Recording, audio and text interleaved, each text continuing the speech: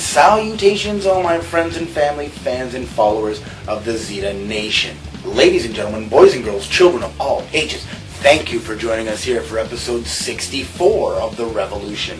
I am your host with the most from the east to the west coast, like peanut butter on your breakfast toast, Emperor Zita, coming to you as always from the Fortress of Solitude here in Etobicoke, Ontario, Canada. So this week we have a very special treat because Empres Magzs is going to bring us a very special interview that she did with CP24 this week. That's right, my wife was on TV this week doing an interview about the flood. What flood do I mean? Well, here in Toronto we got a torrential downpour on Monday evening, knocked out the power for about 30,000 people. I was without power for 24 hours. I even missed my first episode of Raw ever. I had to wait till 2 days later to watch because we didn't get power back till the next day at about 7 o'clock. Gotta give it up for everybody here in Toronto pulling together, helping each other out, and to the city who worked their butts off to get us power, to keep us informed, and to Mayor Rob Ford, who was there for every step of it, touring all the flooded neighborhoods. I thank you all. Now, it's not as bad as what happened in Calgary. That was a lot more tragic than what happened here, but for the grace of God, that could have been us. My heart goes out to all the people in Calgary because we got a little taste of what you've been going through. Well, that is enough from me. Let's get on with the show. Rock and roll, baby! And here we go.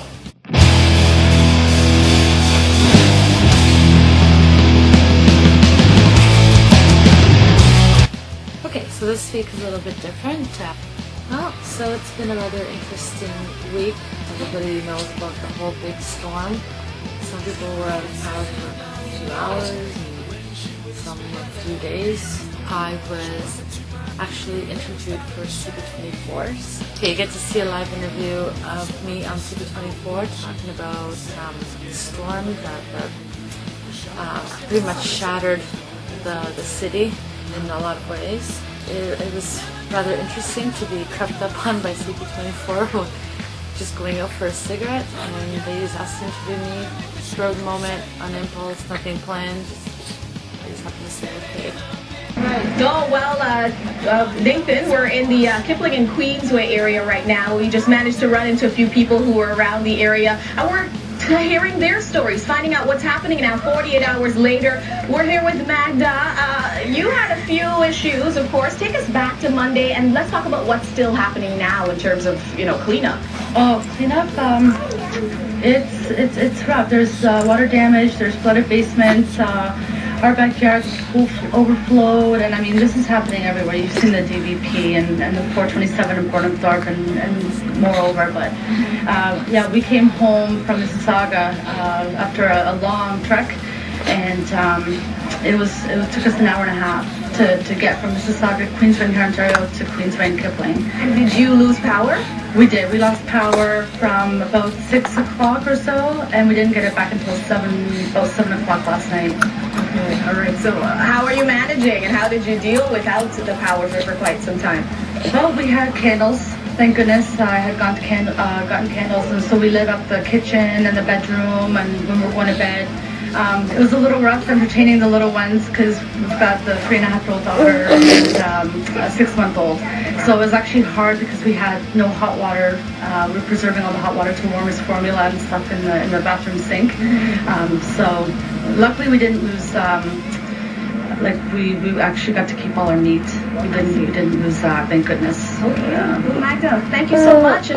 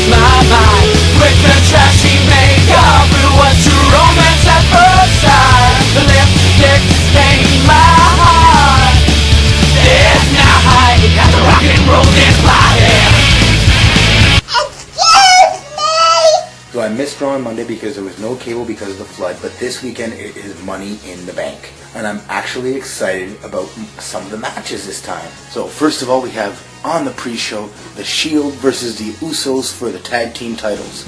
It's nice to see the Usos getting a push because they are a fantastic tag team, but they're going up against Rollins and Reigns, and I don't think they're going to make it out of that match with the titles.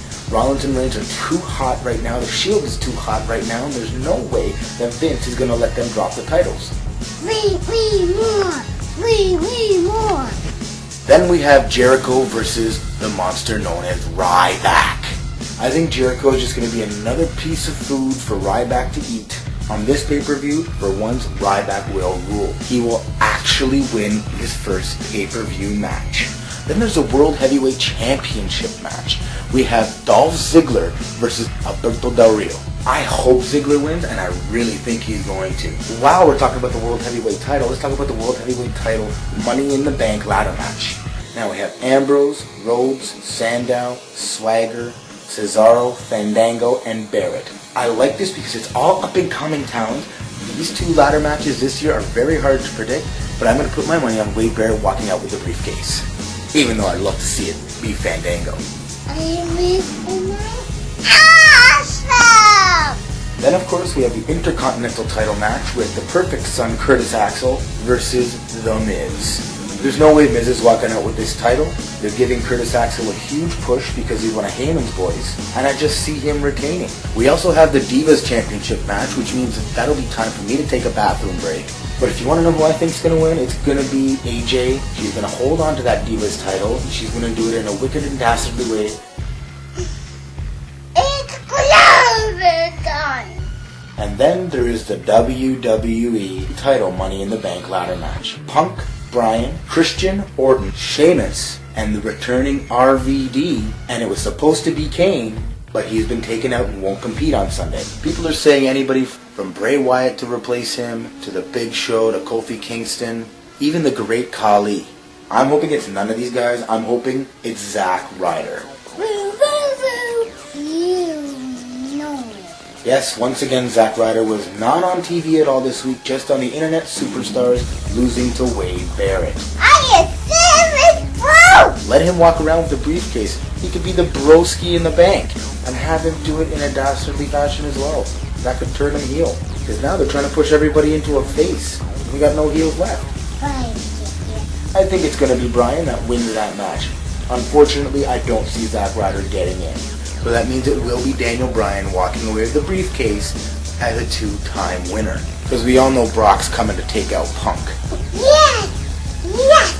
Yes! And then we have the WWE title match between John Cena and Mark Henry. Mark Henry is not going to win this match. And if he does, it will be by disqualification. I just think he's going to pound Cena around until Cena overcomes the odds and wins once again, because how much better would it be to have a feud between Bryan and Cena with one Bella Twin on each of their arms? Or would you rather see Mark Henry versus Daniel Bryan, which we've seen a million times already before?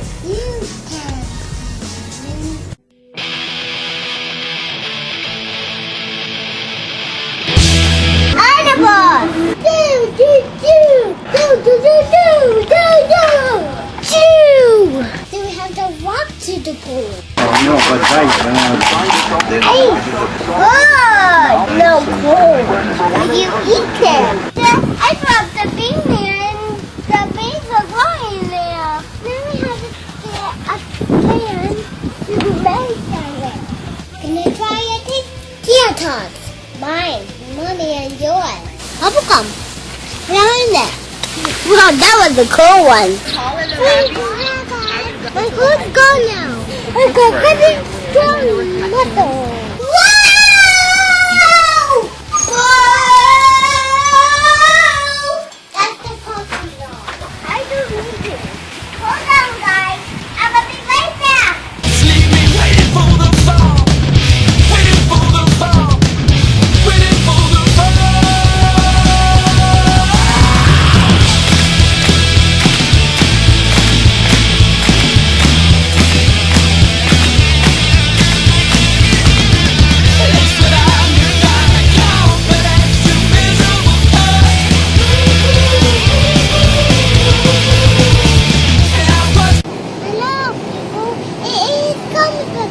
Hello people, it's Comic Book Day. That's right. And we're going down to... What? That's right. We're going to see Robin Fedra Extras.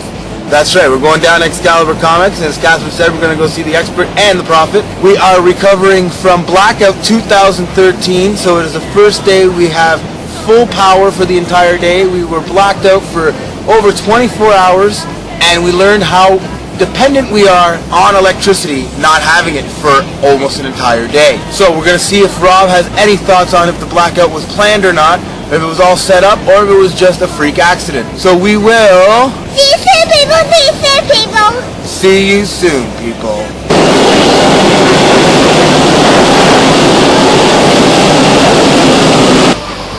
Woohoo!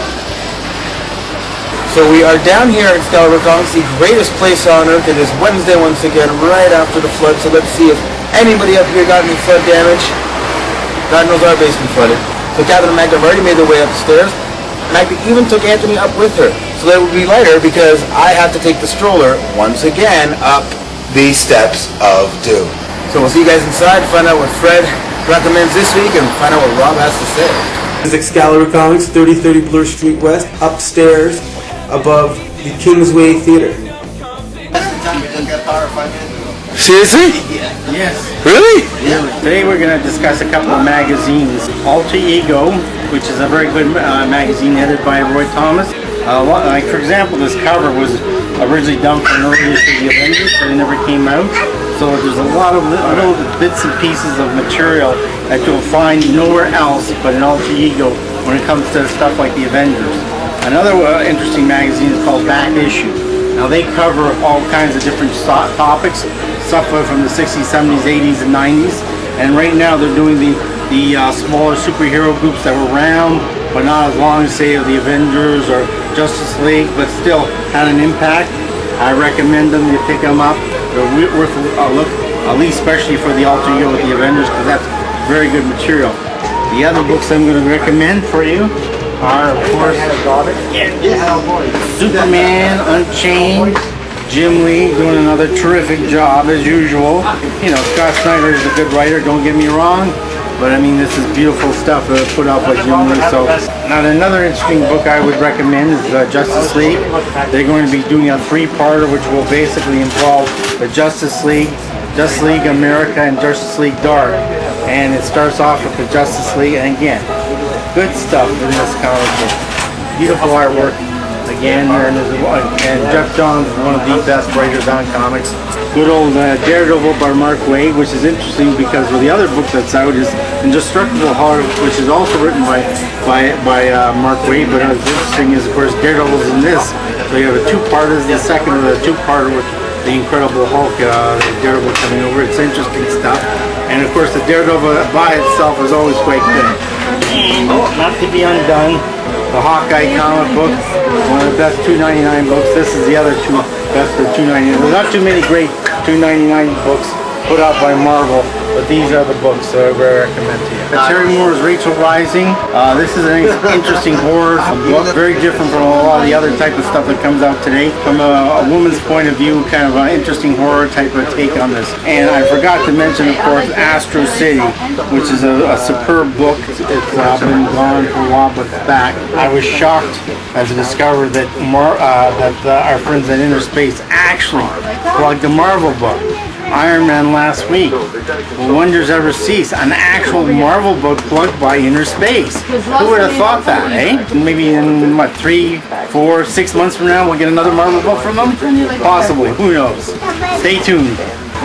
Wow, we just had the biggest rainfall in Toronto in like 2 hours in decades. Even more rainfall than Hurricane Hazel back in the 50s. One thing the reporters, the weathermen said that was quite telling, I thought.